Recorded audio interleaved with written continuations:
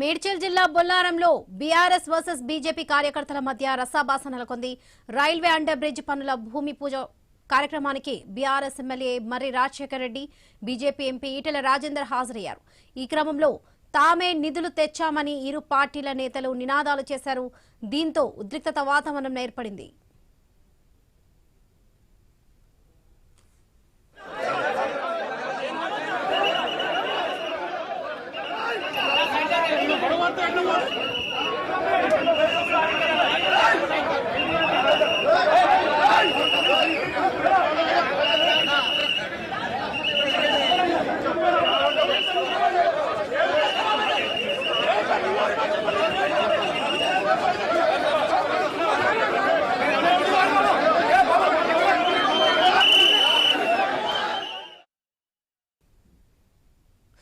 మేడ్చల్ జిల్లా బొల్లారంలో BRS versus BJP కార్యకర్తల మధ్య రసాభాస నెలకొంది. రైట్, ఇదే విషయానికి సంబంధించి పూర్తి అప్డేట్స్ మా ప్రతినిధి స్వామి అందిస్తారు. స్వామి,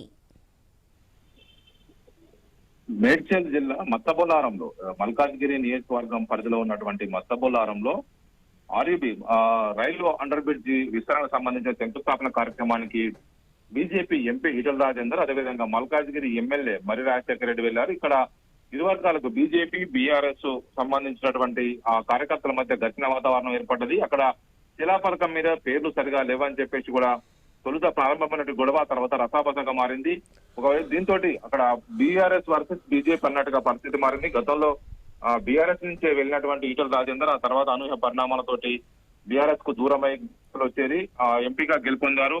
ఆ వైపు ఇప్పుడు అక్కడ జరుగుతున్నటువంటి మత్తబొల్లారం పరిధిలో రైల్వే అండర్ బ్రిడ్జి ఆ భూమి పూజ విషయంలోనే ఈ గొడవ అయితే జరిగింది. రెండు పార్టీల నేతలు నిధులు మేము తెచ్చామని చెప్పేసి ఒకరికొకరు గొడవ పడడంతో కూడా ఈ ఘర్షణకు కారణమైంది.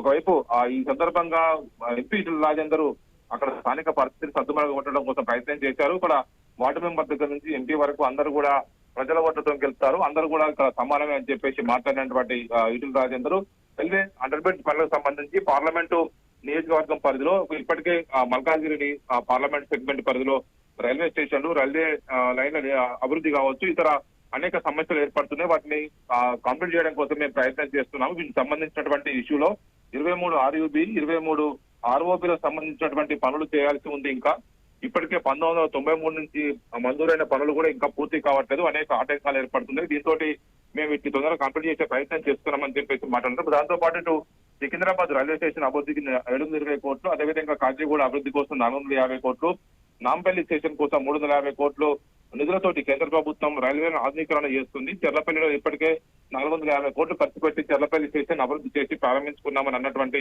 ఈటెల రాజేందర్ మోడీ ఆ ఫోటో ఎందుకు వాడట్లేదు, ఒకవైపు మోడీని పొగుడుతూనే అక్కడ పోస్టర్ల మీద ఫోటోల మీద కాదు, ముందు ప్రజల గుండెల్లో ఉండాలి, నాకు రాజకీయం ఎవరు శత్రువులు లేరు, అందరం కలిసి పని చేసుకుని అభివృద్ధి సాధించుకుంటామని చెప్పేసి ఈటెల రాజేందర్ పిలుపునిచ్చారు.